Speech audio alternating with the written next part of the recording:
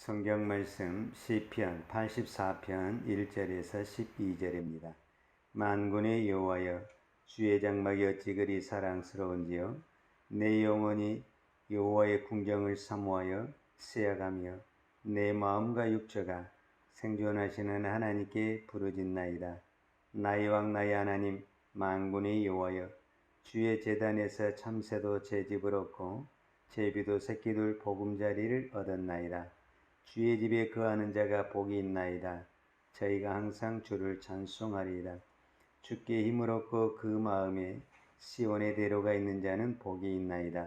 저희는 눈물 골짜기로 통행할 때에 그것으로 많은 샘의 꽃이 되게 하며 이른 비도 은택을 입히나이다.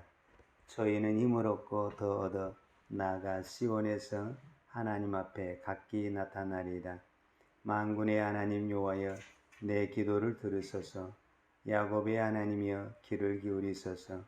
우리 방패이신 하나님이여, 주의 기름 부으신 자의 얼굴을 살펴보옵소서. 주의 궁전에서 한 날이 다른 곳에서 첫날보다 나은즉 악인의 장막의 거함보다 내 하나님 문지기로 있는 것이 좋사오니 여호와 하나님은 해요 방패시라. 여호와께서 은혜와 영화를 주시며 정직히 행하는 자에게 좋은 것을 아끼지 아니하실 것임이니이다. 만군의 여호와여, 주께 의지하는 자는 복이 있나이다. 아멘. 어제부터 여러분 보시다시피 교회 그 계단 공사가 진행이 되고 있습니다. 제가 어제 그 교회에서 퇴근을 할 때 그 일하는 사람에게, 우리 장로님도 계셨는데 제가 물어보니까 이거 밟으면 돼요, 안 돼요? 그러니까 안 된대요. 그러면은 우리 이번 한 주간 동안 본당에서 예배 드린 건 어려워요, 사실. 왜냐면 저게 완공이 돼도 2, 3일은 안 밟아야만이 가장 좋다래요. 그러면 최소한 수요일이나 목요일에 공사가 끝나도 금, 토요일까지는 그대로 잘 보관했다가 주일날 써야만이 가장 무난할 것 같아요. 이제 그러고 집에를 가는 이제 제가 차편에서 갈등이 많이 되더라고요. 저거를 밟지 말았는데 이런 상황에서 이번 주 새벽 예배를 그냥 쉬자고 해야 되나, 예배를 드려야 되나, 이제 그런 생각들을 많이 했는데, 제가 이제 오늘 그 말씀이 시편 84편에 있는 말씀인데, 이 시편 84편에 있는 그 말씀이 뭐냐면, 정말로 이 시인이 그 너무너무 성전을 사랑하는 그 마음을 기록을 하고 있거든요. 근데 이제 이 시편에 고라 자손의 시로 되어 있고 영장으로 기쁨에 맞춘 노래 그랬어요. 그러니까 우리가 시편에 보면 고라 자손의 시라는 게 좀 있어요. 다윗의 시도 있지만은 고라 자손의 시도 있어요. 근데 이제 고라 자손이 레위 지파의 어떤 후손이거든요. 레위 지파의 후손인데 레위 지파가 전부 다 제사장만 하는 것이 아니고 레위 자손 중에서도 제사장의 역할을 하는 자손이 있고, 그 다음에 성전의 어떤 봉사직이라든지 또 성전의 다른 임무를 하는 일이 있어요. 그 중에 이제 대표적인 일을 한 사람이 바로 고라 자손인데, 고라 자손은 우리가 성경에 보게 되면 대체적으로 두 가지를 했던 것을 볼 수가 있어요. 성경의 성막에서 찬양하는 일과 또한 성막의 봉사로 문지기로 봉사하는 것이 나와 있어요. 그래서 여기서 고라 자손이라고 말을 했을 때 이 시는 고라 자손의 시가 아니라 대부분의 학자들은 다윗의 시라고 말을 해요. 왜 다윗의 시라고 말을 하냐면 다윗의 시인데 노래를 고라 자손이 했다 그 말이에요. 자, 그 말이 우리가 어떻게 이해가 되냐면, 자, 우리가 주일날 찬양대가 찬양을 하잖아요. 그러면 그 찬양대가 자기들이 작사 작곡해갖고 합니까? 아니죠. 다른 사람이 이미 작사 작곡한 것을 찬양대가 그 악보를 갖다가 그냥 부르는 거죠. 왜? 찬양대는 주일 예배에 찬양하는 역할이, 그 사람들이 다 작사 작곡을 하는 것은 아니에요. 그러니까 결론적으로 이 시의 저자는 누구냐면은 다윗이라는 거예요. 그런데 이 다윗이 시를 지었는데 실제적으로 이 노래를 하고 찬양을 한 사람은 고라 자손이 했다라는 거예요. 그래서 고라 자손의 시다 이렇게 표현을 하는 거예요. 자, 그런데 그러면 다윗이 언제 이 시를 졌냐 했을 때 다윗이 성전에서 떠난 이야기, 이 시는 어떤 배경을 가지고 있냐면 지금 성전에서 떠나 있는 거예요. 그래서 성전에서 떠나 있으면서 누구보다도 성전을 사모하고 성전을 바라보면서 지은 시가 이 84편의 지은 시라는 거예요. 그러면 다윗이 언제 성전을 떠났냐라고 말을 했을 때 우리가 이제 다윗의 역사를 보게 되면 다윗의 아들 압살롬이 반역을 일으켰거든요. 이 반역을 일으켜서 이 성전을 떠나서 피난길에 있었어요. 이 피난길에 있으면서 그때 이제 하나님 앞에 회개도 하면서 그 하나님 앞에 성전을 드리는 것이 마음이 아픈 거예요. 왜냐면은 우리도 마찬가지잖아요. 여러분들 중에 우리가 매 주일마다 이렇게 건강하게 만약에 예배를 드리면은 주일이 그렇게 안 느껴지는데 어느 날 갑자기 내가 몸이 아파서 병원에 입원했다든지 아니면 어디 출타를 했다든지 했을 때 그 주일날 내가 예배를 드려야 되는데 예배를 드리지 못하고 다른 그 상황이 있을 때 그 마음이 그렇게 예배 드리지 못하는 것이 하나님 앞에 죄송스럽고 또 그런 부분들이 있는 거죠. 바로 그런 마음을 담아서 오늘 시편이 이 다윗의 시가 표현이 됐는데, 자, 그 중에 이제 여러 가지가 있는데 오늘 새벽 우리가 다 볼 수 없고 이 10절에 있는 말씀을 제가 다시 한번 읽어드리겠습니다. 주의 궁정에서 한 날이 다른 곳에서 첫날보다 나은즉 악인의 장막이 그 언보다 내 하나님의 문지기로 있는 것이 좋사오니. 그랬어요. 여기서 이제 주의 궁전이라는 것은 하나님이 계시는 곳을 말하는 거죠. 그러면은 악인의 장막에 거함다 그랬잖아요. 악인의 장막에. 내가 악인의 장막과 여기서 이제 주의 궁전이 비교로 돼 있잖아요. 비교로. 그러면 악인의 장막은 어떤 것이고 주의 궁전이 어떤 것이냐라고 말을 했을 때 여러분 주의 궁전은 하나님이 계신 것을 주의 궁전이라고 그러는 겁니다. 그러면 반대로 악인의 장막이라는 것은 어떤 것이냐면은 하나님이 계시지 않는 것을 악인의 장막이라고 표현을 하는 겁니다. 그러니까 이 부분은 어떤 한 장소적인 부분도 있지만 꼭 장소의 의미는 없어요. 쉽게 말하자면 우리 마음에도요, 하나님이 내 안에 계시면 뭐가 됩니까? 천국이 되고 하나님의 나라가 되는 거예요.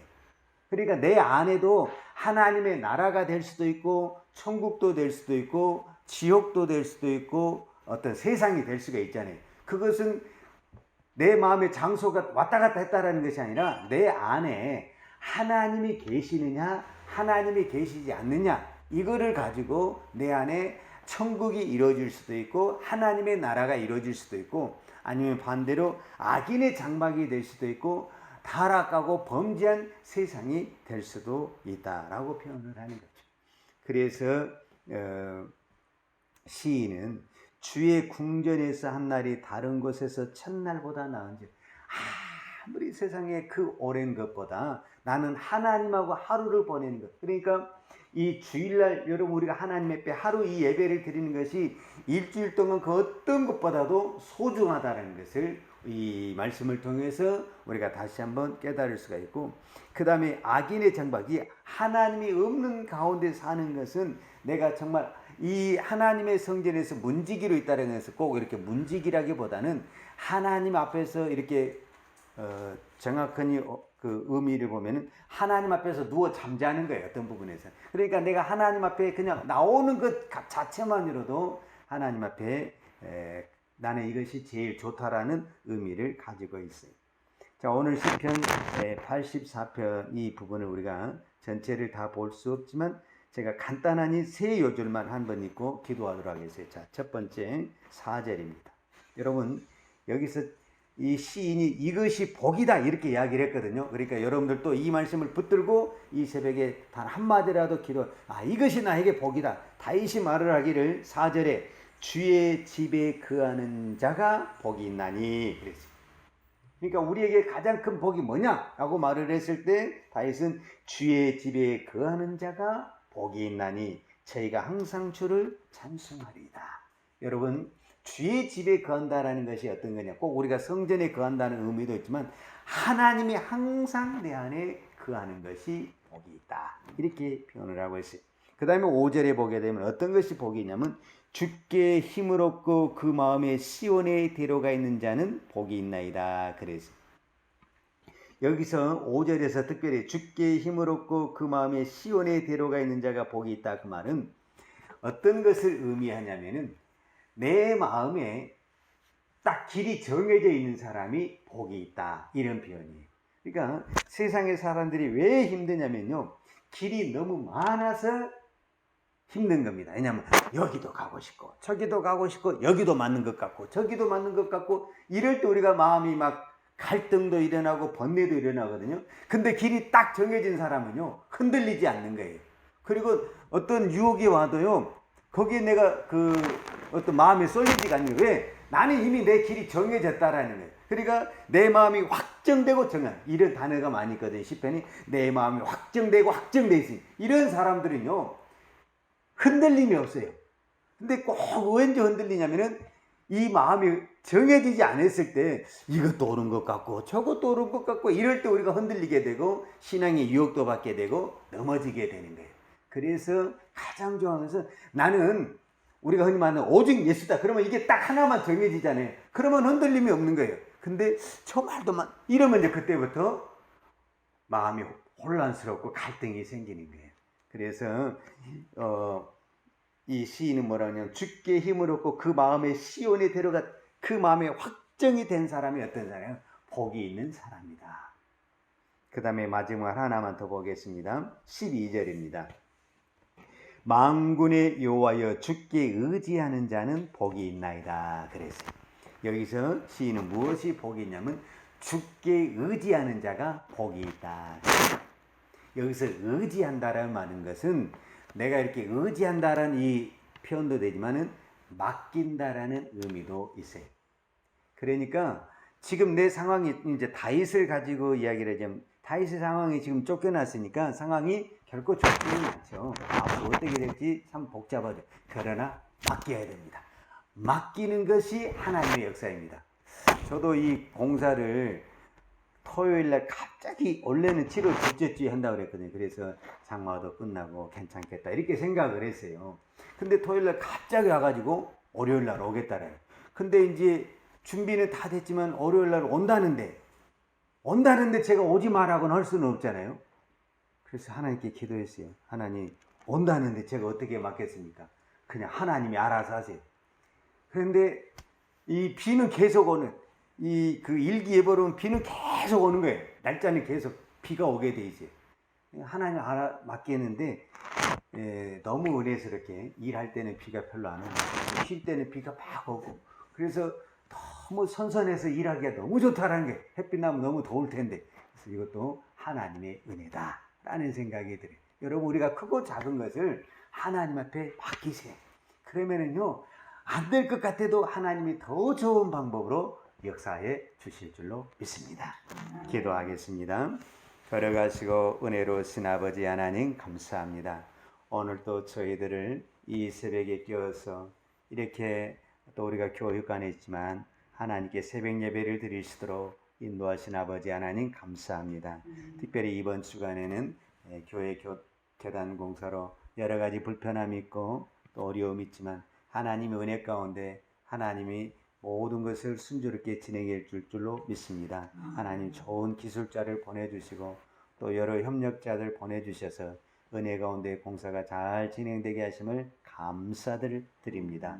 마무리 시간까지 하나님께서 지켜주시고 우리가 정말 더 아름답고 깨끗한 성전으로 하나님 앞에 드릴 수 있도록 하나님께서 몸된 교회를 축복해 주시고 우리 사랑하는 모든 성도들에게 은혜와 복을 허락하여 주옵소서.